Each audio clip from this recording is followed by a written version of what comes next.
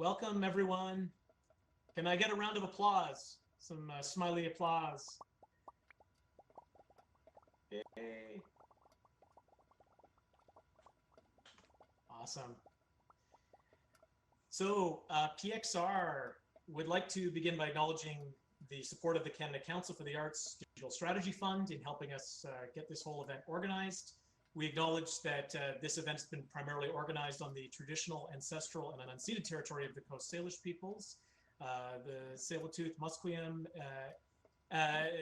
nations. And now I would like to introduce to you our presenters for today. Oh, they're doing some checking. Great, nice. And this is probably one of the most ambitious projects I've ever seen, and they're way ahead of the game in terms of what they're doing.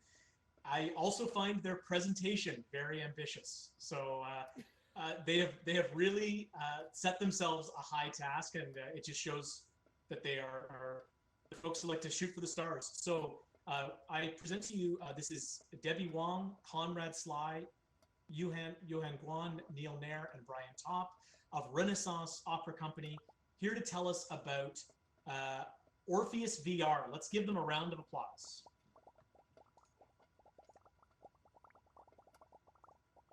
Thank you so much, Alex, and thank you everyone at the PXR Festival that's been helping us put this together. This is no small feat, and you have all done an incredible, mind-blowing job. Thank you so much for having us. My name is Debi Wong, and I am the creative director of OrpheusVR, a choose-your-own-adventure opera that immerses audiences in the mythological world of Orpheus and Eurydice. I'm very happy to be joined with my core creative team. They're to my right over here. They are Johan Guan. Johan, can you wave or emoji? That's our developer and our interactive director. Brian Top, our composer and interactive audio director. Conrad Sly, our 3D artist and art director. Thanks, Conrad. And Neil Nair, our animator. OrpheusVR is currently in development for Oculus Quest, and today we're going to tell you a bit about our process and the tools we've used to translate a historical art form and a kind of wild idea into a high-fidelity prototype. 450 years ago, in Florence, an interdisciplinary group of philosophers, poets, singer-songwriters, artists, and performers started gathering regularly to bemoan the current state of the arts and ideate on how they might reclaim dramatic texts and bring them to life in a way that would immerse their audiences and affect their emotions. They looked to reclaim the practices of ancient Greek theater. They dissected the art of rhetoric, and they wondered what kind of role music played in Greek theater, and if the culmination of music, poetry, and rhetoric might not be the key to recreating the powerful storytelling experiences they were seeking out. With these foundations in mind, a new dramatic style was born, one that embodied the rhetoric of Greek drama, but had music underlying all of the theatrical action and text, resulting in the birth of what we now know to be Western opera. This was all very much in line with the humanist movement at the time, which was at its peak in Europe in the 16th century and sought out a revival of classic Greek and Roman culture. I'm going to play an excerpt for you now of one of the first and most popular operas to be created, called Orpheus.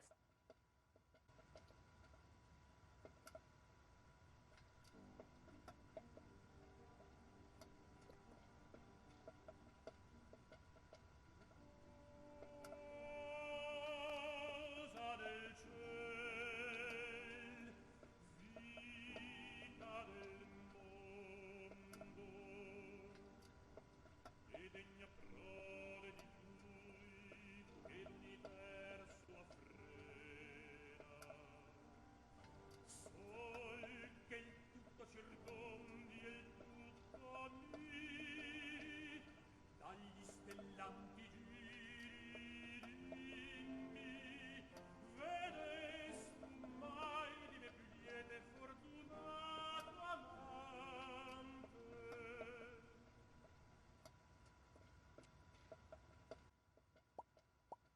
So the original story of Orpheus, as was presented in the operas and is often told in the myth, is centered around this musician whose voice is so sweet that even the gods of the underworld let him pass through the realm of the dead unscathed to reclaim the soul of his dead wife, Eurydice.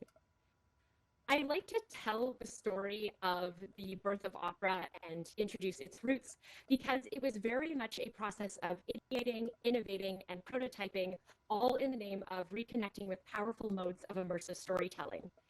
And even though the intent was to reclaim historical art forms, the process of doing so laid a foundation for something unprecedented and entirely new to emerge.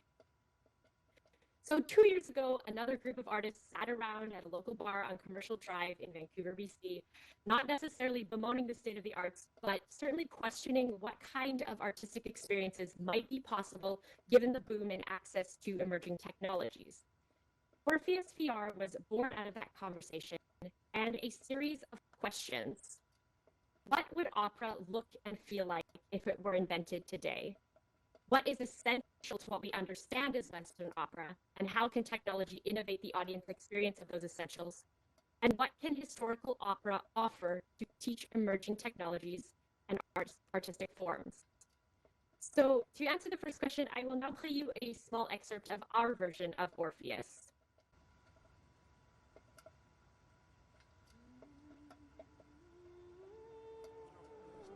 Welcome to the mortal world. Listen, that is Orpheus you hear, searching for Eurydice. There is a song in the heart of the earth that echoes in her wings. It sings when you brush the branches of a willow tree.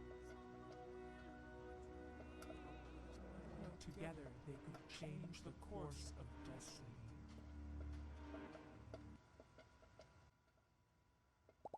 So what you saw there is our design of Orpheus, singing something similar that you saw to the first excerpt, which is Orpheus singing to their lover, Eurydice. The second question, here we go. The second question is, what is essential to our understanding of opera, and how can technology innovate the audience experiences of those essentials? And there were two main aspects of opera that we really wanted to explore within the framework of VR storytelling. The first is what you saw showcased in the video clip, which are the unique ways that opera singers bring their characters to life, both physically and vocally, which led to the use of motion capture to preserve the physical and facial expressions of our performers, which Neil will tell you about later when he speaks to animation. The second aspect to opera that we wanted to expand on is the use of music and sound. Because opera is a musically driven narrative form, that means that the text and the music are inextricably bound and equally responsible for depicting narrative and moving it forward.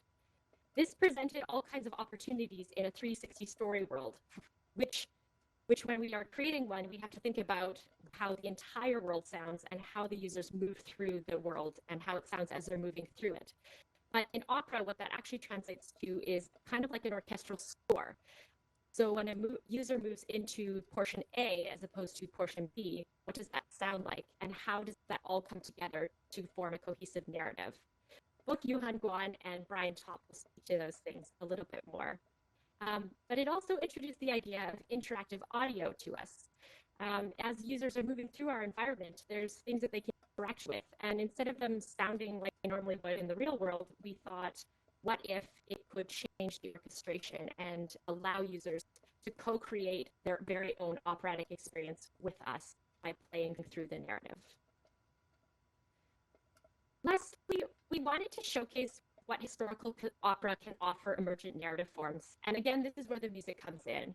It's a powerful narrative force. It can draw our attention, it can drive our attention, and it can impact our emotional responses. And the user testing for these ideas has been happening for hundreds of years. So in Orpheus VR, we are essentially exploring how these tried and true musical narrative devices can help overcome the challenges unique to VR storytelling. I'm going to turn the presentation over now to our developer, Yuhan Guan, who will tell you more about how we've designed our narrative and how we've dealt with the storytelling challenges in VR.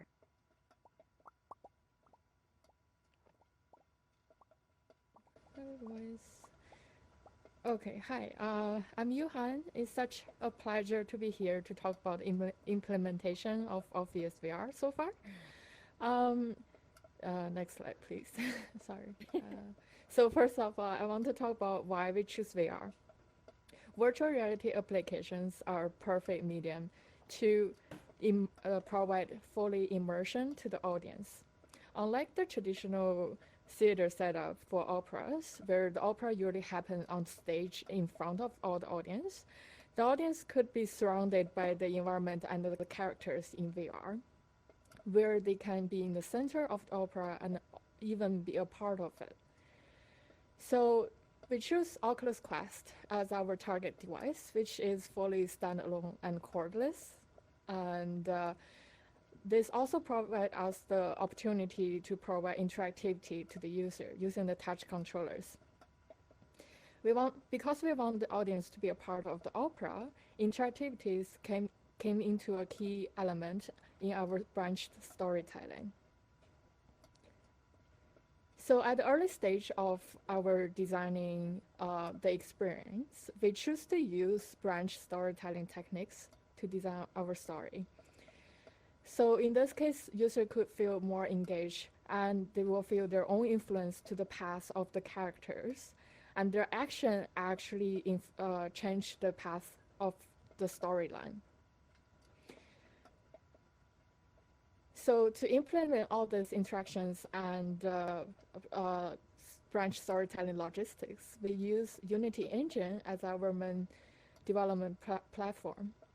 So because we're developing for Oculus Quest, we're using the Oculus own software development kit to handle the tracking and the user input, but we customize it to our own version to fit our own visual and functionality need.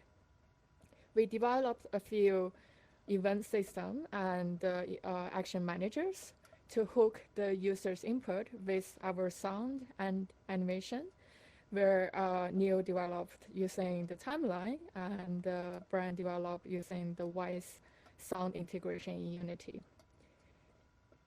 Next slide, please. So there are a few challenges we encountered during our design and development process. First of all is to direct users' attention in a 360 environment, which is a very tricky and common challenge in nowadays 360 content, no matter it's film or interactive experiences. Because the user have ability to look around in your environment, which could be very, very big or even infinite, look like infinite, we need to make sure the user don't miss too much of our own storyline. They could miss a small part, for example, a visual expression of the character, or even miss like a major interaction between multiple characters. So we went through quite a lot great 360 experiences and films to learn a few tricks. For example, we could narrow down the visible environment when major events happening, and using highlighting to get users' attention. And we also use spatial sound and visual cues to attract users' attention. We also plan the intensity of the storyline a little bit with peak moment and relax moment.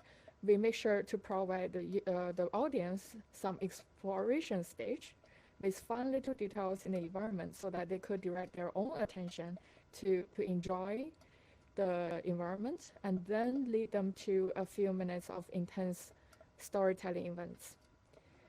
Next slide, please. Also, teaching user how to interact with the objects in the experience naturally is very difficult without breaking the immersion. We choose not to use any text or user interface guidance. Instead, we choose to use voice guidance and animation trigger for user to guide user what they can do and when they should move or interact with certain objects. For example, we use voice guidance to tell user to follow Orpheus, where Orpheus then emerge and walk along so that user will then know to follow the character. Next slide, please. Another thing we try to ensure the immersion is to use enough of feedback. For example, we choose to use haptic feedback, which is majorly the vibration on the controller, to simulate the touch of the objects. Since the virtual hand is mapping with the physical hand one-to-one, we want the interaction to be natural as possible, and however, because all the virtual object actually doesn't exist, so we try to utilize the haptic feedback, luckily we have with the controllers, as much as possible. Also, we try to use visual and audio feedback, like dynamic sound triggered by the actions of the user, to ensure that the user know their action actually matters to the experience, where Brian will talk more later in his section. So now I will hand over my presentation to Conrad to talk more about art and design of the story. Thank you.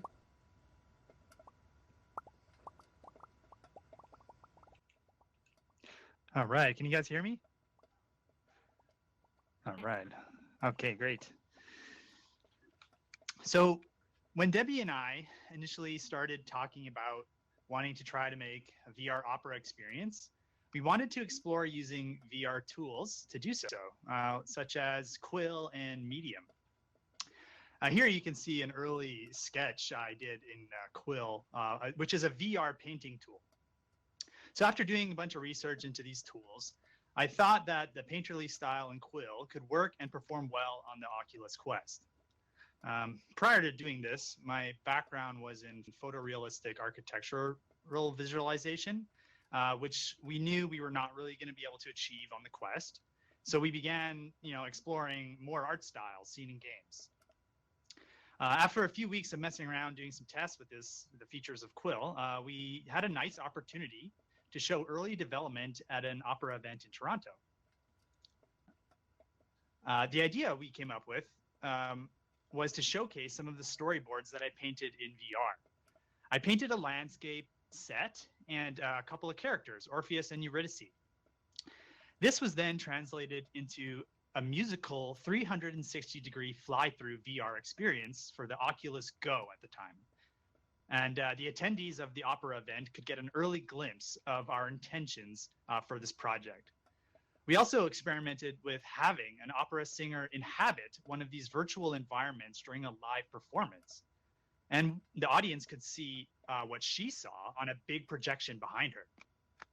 This was really great fun, and it was really fun to experiment a lot with these ideas, but ultimately it was tangential to our goal of translating the opera to a VR experience. After this stage, we were experimenting a lot with ideas of what the next steps were going to be. We ran through a basic pipeline of blocking in the environment to scale, doing a sketch over, and then creating assets in Quill to match the ideas in the sketch.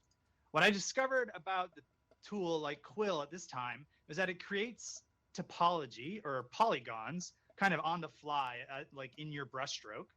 And these can get quite heavy, especially for mobile devices that are limited in the amount of polygons they can support. So after doing a bunch of tests with these kind of assets, it became pretty clear that they're not really production quality for our goals and the platforms we had in mind. Or, they would just require like too much cleanup. So like, it was really fun to use it for concept, but we ultimately decided that we needed to, find a new pipeline. One of the other issues with creating was that we didn't really have a strategy for creating a production-ready character asset for motion capture with these tools. So the technology just isn't quite there yet in that regard. So then we had to move on to figuring out what our strategy for doing the motion capture is going to be. And after some research into many different kinds of software and hardware in that regard, one of the connections that I had from the Center of Digital Media, where I did my master's degree in Vancouver, was the wonderful people working out of the Sawmill Motion Capture Studio here in Vancouver. We chatted with them a bunch, and we settled on using Reallusion's iClone character creator tools to create the characters and rigs to do real-time performance capture. And it was a great mutual benefit for both of our teams, because we both wanted to try these pretty new and relatively affordable motion capture solutions. So we first had to design the look and story of the characters, which I was tackling at first.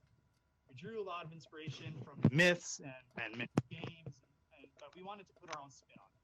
So for Eurydice, she's typically a damsel in distress, and we wanted to empower her role in our branching storyline, making her a strong-willed drive. For Orpheus, we stylized him to be like a songbird, features that emphasize his musical and whimsical nature. Next slide, please. Sorry, Conrad, your mic's doing something a little bit funny. Right up? Oh, okay. Let's see, where am I here? So we, for Orpheus, because we didn't want to use any props, which we thought would like overcomplicate the motion capture production, we incorporated elements of his musical instrument into his clothing.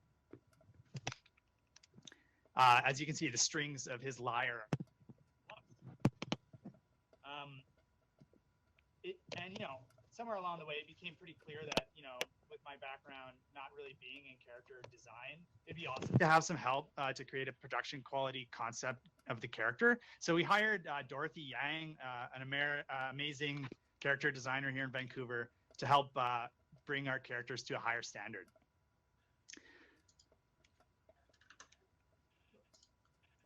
Then it was my job to start using the 3D tools, the character creator and ZBrush, to design the characters in 3D. The pipeline is really wonderful, and oh, sorry, hold on, I'm having a problem here. Yeah, the pipeline is really great. Character creators presets, you can customize your character a lot, but then like send it to ZBrush to do some sculpting and modify it, but then quickly send it back to character creator, and you retain a completely functional rig for the face and body. And this was honestly like really game changing for us because I didn't have any experience rigging a character before, so to have one of reasonably high quality at this stage was like really awesome for us. But things don't always quite go to plan. As you can see here, this is for Orpheus, as you can see. Sorry about that. If you guys have any questions about any of that stuff, I'll be happy to answer questions later. Sorry about the technical problem there. For the environment, we started out sourcing some assets from the Unity asset store to quickly prototype interactions and motion capture sequences. It just saves a bunch of time to like get something going really early on. We have started designing our own assets for the project, which is still like very much a work in progress. But somewhere along the way, Debi had written this wonderful backstory for the characters and creatures in the story, including the forces and gods and fates behind the scenes pulling the strings. Here, for example, we have the forces of the fates being chaos, the weaver, prophecy, and destruction. And these are all the prime movers of the events leading up to Orpheus and Eurydice's story. We wanted to tell the backstory through world building and environmental storytelling in fun ways and subtle interactions, translating the ideas of the backstory to architecture and illustrations in the world for the players to discover. Once again, we relied on Dorothy to help us realize some of these visions, characterizing the events in beautiful illustrations that appear around the world. Our goal here is through audiovisual synthesis to tell an immersive and encompassing story, breathing new life into the ancient myth and musical score. All right. So for prototyping, early prototyping, it's really important to keep everything modular and non-destructive when you're creating an environment, so that if you need to move things around and design the level, redesign, it's flexible. And for me, Substance Designer is really useful in this regard for the texturing of the world, as it's entirely procedural. I can create like a dirt and a grass, and we can blend them together with endless variations to enrich the stylized environment, but with a grounded feel. And next slide, please. Here's some of the ways in which this is starting to come together in the world.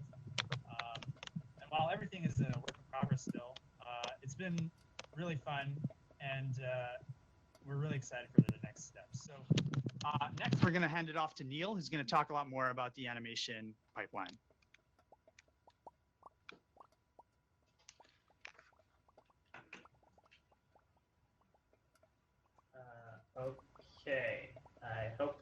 everyone can hear me.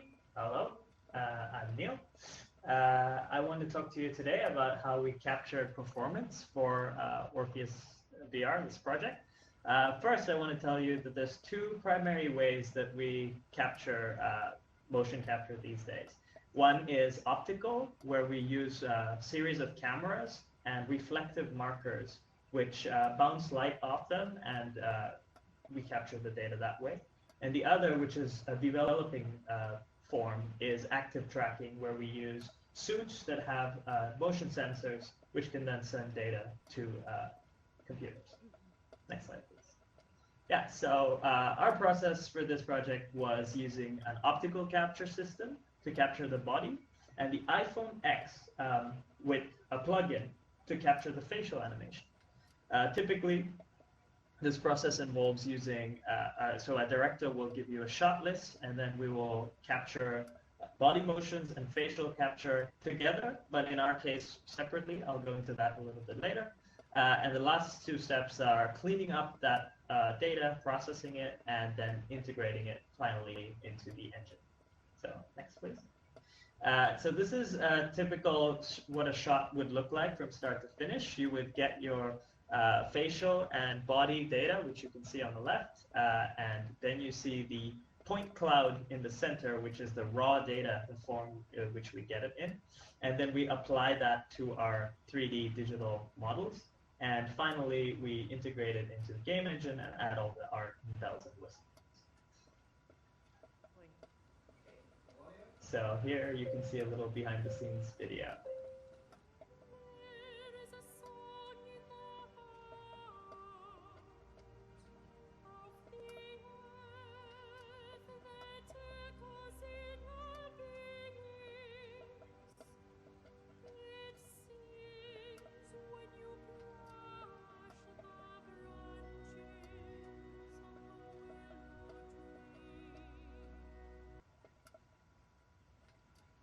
Cool.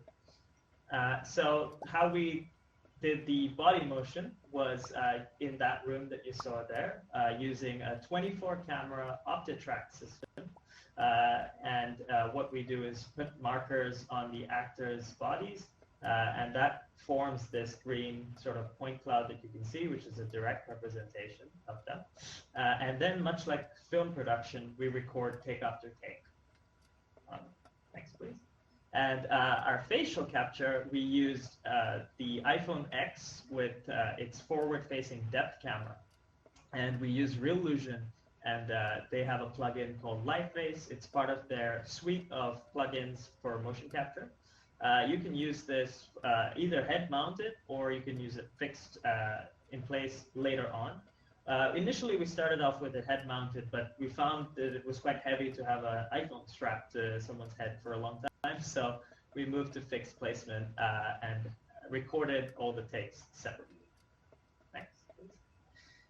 Yeah, so finally, and I think importantly, this data that we collect all needs to have some editing done to it, because the computer will often introduce some glitches or markers might be moved out of place and so on. So the first step is cleaning all the data. Second, we solve it, which is just connecting it onto the characters, as I mentioned before.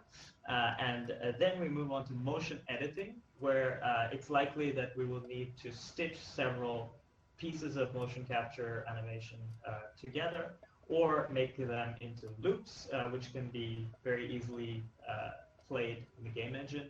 And lastly, also exaggerated in case the animation needs to be made more interesting than real life in certain aspects. And finally, all of this goes into the game engine. In our case, we use Unity, and we use this tool called the timeline to sequence out the animations.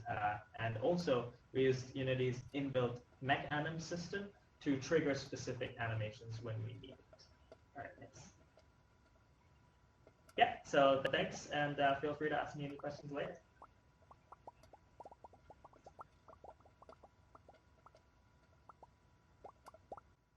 All right, can everybody hear me? Hopefully. All right, we're running a bit short on time, so I'm going to be quick.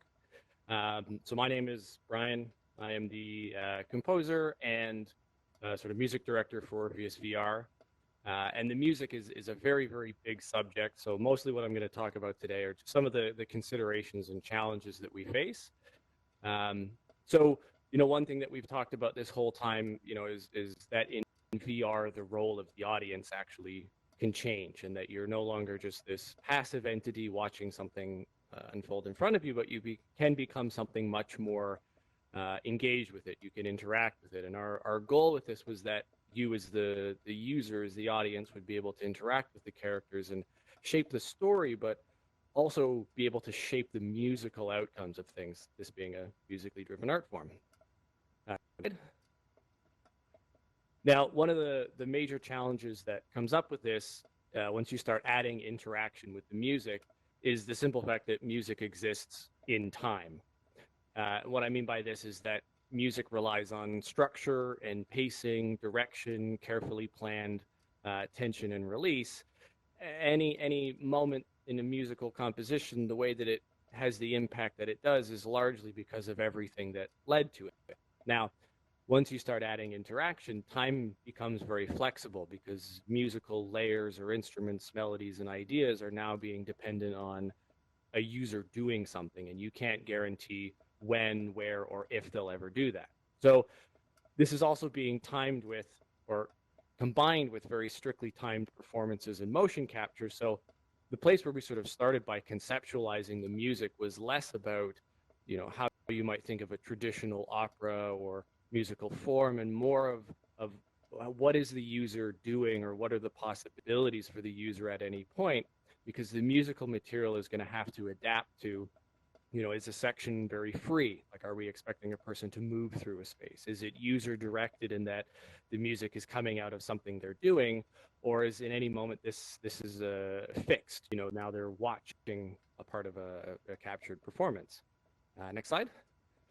And what this really meant for us is that the music is now intrinsically linked to the design of everything else, because you have to sort of plot the performances in terms of, well, the person is starting in one area and they're going to make some type of decisions. And so we have to know what are all the possibilities musically for them entering any section, making decisions, leaving that section, moving to the next thing. How long will it take for them to do that? And even just going through the choice structure of, in this section, the user can interact with 5 or 6 different objects.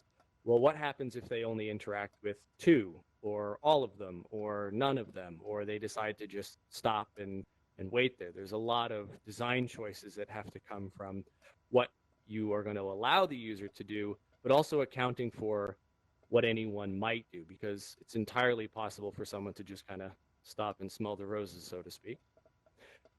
Hang on. And this is a very, very big topic, this idea of interactive or dynamic music. But essentially what we're talking about is this idea of the music is responding to something that the user is doing. And when you're developing anything interactive, really what you're looking for is usable data, some kind of information, some type of numbers or things that you can connect musical parameters to. And VR is very fruitful in that it's a digital world. So literally anything that you can imagine, we can use as data. So user actions, they can touch things, pick things up, interact with objects and characters. But we can also use attributes of the characters. So their position or their location in the world, relationships to objects, how far they are they between things, and even physics parameters such as how fast they're moving or where are they even looking. And really the only limitation that we really found with this is that the more obscure the parameters that you're using, the less evident those interactions are to the user.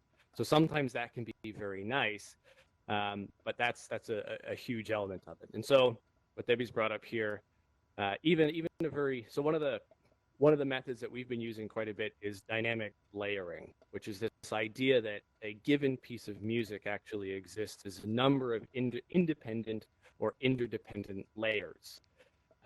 And as the user makes choices, the music actually evolves in the direction of their choice by adding, removing, remixing, or changing how all these different layers are sort of recombined to the user. And so this is from the opening scene, where the user is sort of shown their powers and said, okay, well, you have the ability to breathe life into the world, or you have the ability to take life away. And the actual music that you hear is a mixture of about 9 different layers that allow you to hear Orpheus, to experience music, but to also have little UX things like they know when an interaction has happened. But the music also evolves in the direction of their choices. So this is why I'm not the artist for the little graph I drew. But essentially, the music, when you come into the world, starts this green layer, this very sort of simple string layer. We have Orpheus singing over top of it, which comes in.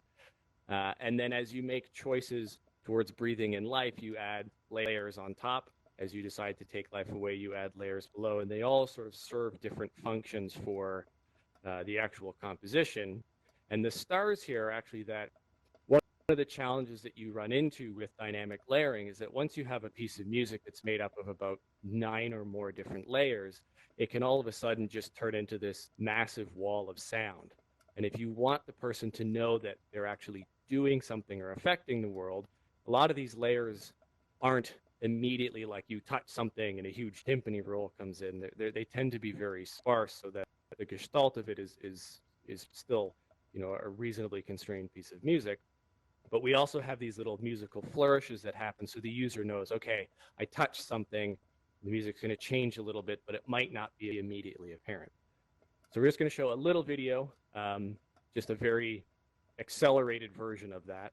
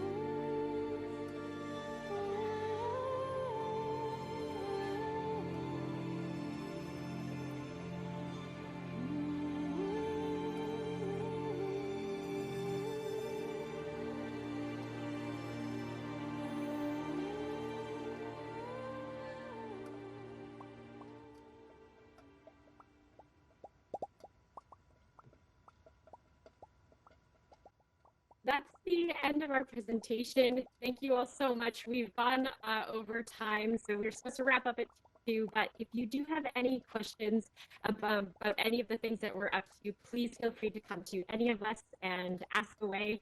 The other thing is that part of our environment is that portal over there. You're welcome to go down and pop in and check it out. Unfortunately, if you're on a standalone Oculus Quest that is not tethered to a computer, you will not be able to get in.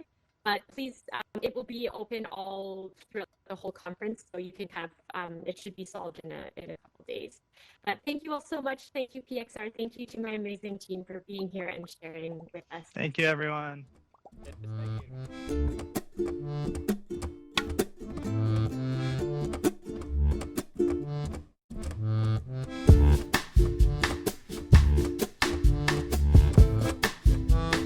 Ha ha ha ha!